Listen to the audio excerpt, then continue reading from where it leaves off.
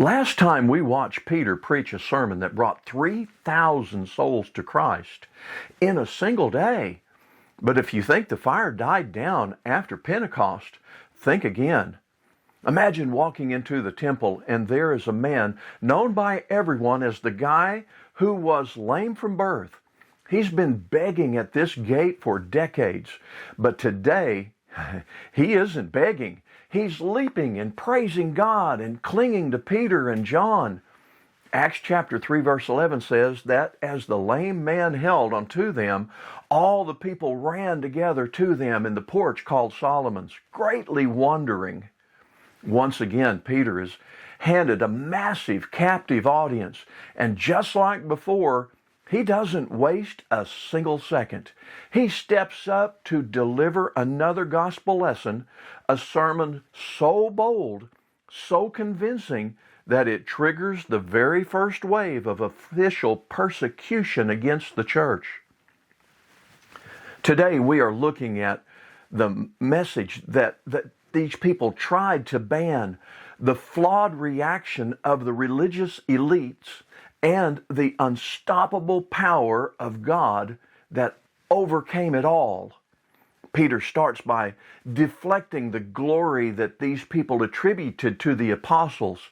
He looks at the astonished crowd. Rulers and elders of the people, and today for a good deed done to a crippled man, by what means this man has been healed, let it be known to all of you. Men of Israel, why do you marvel at this? Why look so intently at us, as though by our own power or godliness we had made this man to walk? He makes it clear that this wasn't human magic. This was the God of Abraham, Isaac, and Jacob, glorifying his servant Jesus. Then Peter brings the exact same fierce evangelistic conviction he used on Pentecost. He doesn't sugarcoat the gospel. He looks at the crowd and says, "You delivered up and denied him in the presence of Pilate. You denied the Holy One and the Just One and asked for a murderer to be granted to you and killed the Prince of Life." Now think about that phrasing. They killed the Prince of Life, but death couldn't hold him. Peter boldly proclaims, "Whom God raised from the dead, of which we are witnesses." Peter explains that it was faith in the resurrected name of Jesus that gave this lame man perfect soundness right before their very eyes. He acknowledges this people acted in ignorance just like their rulers did. But ignorance is no longer an option because God has fulfilled what the prophets foretold. And right there in verse 19, Peter delivers one of the most powerful, urgent, evangelistic invitations in the entire New Testament. He cries out, "Repent therefore and be converted, that your sins may be blotted out, so that times of refreshing may come from the presence of the Lord." Friends, this is the very essence of the gospel. He commands them to do two things.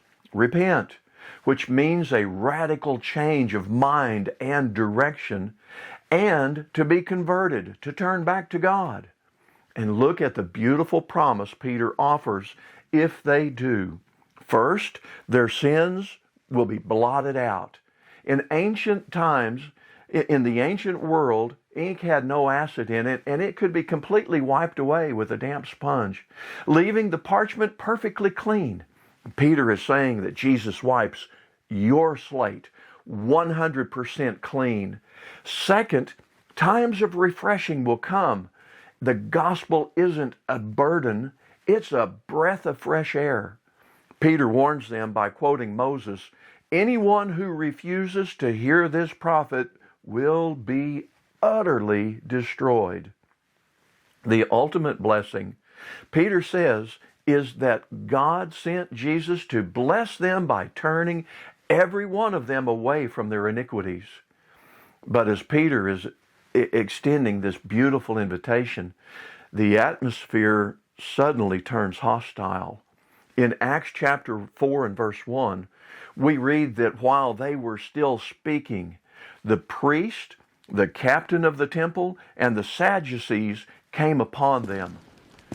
They arrested Peter and John, and they threw them into prison until the next day. But why? Why such a fierce, negative reaction to a man being healed and this message of peace?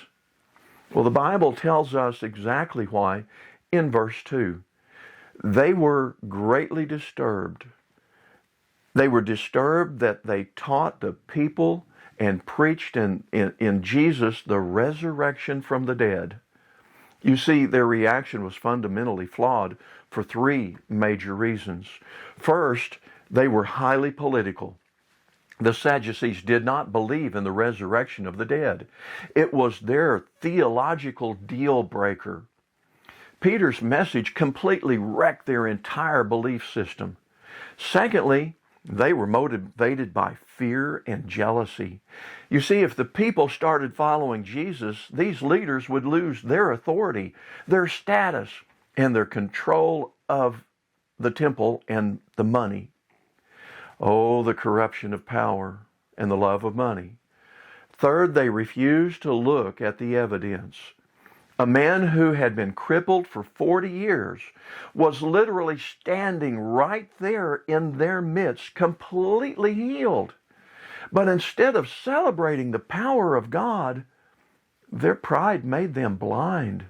They cared more about protecting their institution than acknowledging the living truth. The religious leaders thought that by locking up the preachers, they could lock up the message. They thought that chains could stop the Holy Spirit. But check out Acts 4, verse 4. This is one of the most triumphant verses in the Bible. However, many of those who heard the word believed, and the number of the men came to be about 5,000. Talk about a backfire.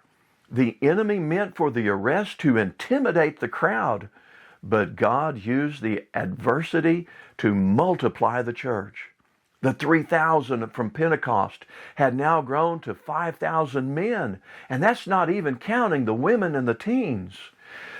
This is the ultimate proof of the power of God. You can imprison the messengers, but you cannot chain the Word of God. For over 2,000 years, forces of evil have been arrayed against the Bible, but the flawed, negative reaction of the religious elite was absolutely no match for the raw power of the gospel, and nor is it today. Adversity didn't crush the church. It acted as fuel for the fire. More and more souls heard, believed, and obeyed the gospel of Jesus Christ. What an incredible reminder that when God is at work, no opposition can stand against Him. The same Jesus who healed the lame man and saved the 5,000 in Jerusalem is alive and saving souls today. His call to you is exactly the same. Repent and turn to Him and let Him blot out your sins so that times of refreshing can come into your life. If you're wondering how to apply the truth of this message to your own life, remember that God's pattern for rescue remains consistent. You can't pick two or three passages and be confident in your salvation. While Peter's second sermon had a different audience, the core of the gospel plan stays exactly the same. Here's the path of salvation expressed through the same six essential steps. First, listen to the truth. Transformation begins with receiving the message of the gospel. As Romans 10 verse 17 clarifies, faith is not a feeling we generate. It is something that grows within us as we pay attention to the Word of God. Secondly, trust in Jesus. After hearing the facts, you must move from intellectual awareness to firm conviction. Jesus taught in John 8, verse 24, that a failure to believe leads to remaining in one's sins. Thirdly, turn away from sin. Repentance is a radical change of mind and direction that Peter demanded. As stated in Luke 13, verse 3, this decision is a mandatory requirement for those seeking to follow Christ. Fourth, declare your faith. Belief is intended to be voiced, as Romans chapter 10 and verse 10 tells us, with the mouth confession is made unto salvation. You must be willing to publicly acknowledge that Jesus is the Son of God. Fifth, be immersed, baptized. This is the act where you are united with the death, burial, and resurrection of Christ. Just as Peter told the crowd to be baptized for the remission of their sins in Acts 2:38, and Ananias urged Paul to arise and be baptized and wash away your sins, calling on the name of the Lord, Acts 22:16, we must do the same today. Then sixth, remain steadfast. Salvation is not a finish line. It's the start of a lifelong devotion to Jesus. The promise in Revelation 2:10 is then there, be faithful unto death, and I, Jesus, will give you the crown of life.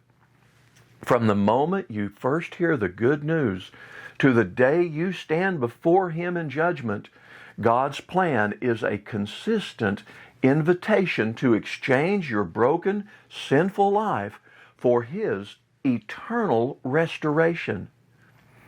Which of these steps do you need to take today to ensure you are standing firmly in His grace? Let me know your thoughts in the comments below, and remember to like and subscribe so you don't miss our next lesson, where Peter and John take their message directly to the high court. If you know someone who is struggling with the issues of this world, why not make them aware of this series of lessons?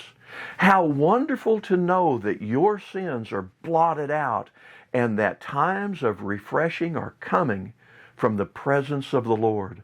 I appreciate so much you choosing to be a part of this channel. Take a look at our website, moralvideoproductions.com. Links in the description. There we have Bible quizzes and crossword puzzles to help you study God's Word, and many other video lessons to help you grow as well. Let's get back to the Bible. Click the like button on the way out, won't you please? And always remember, judge righteous judgment. See you in the next one.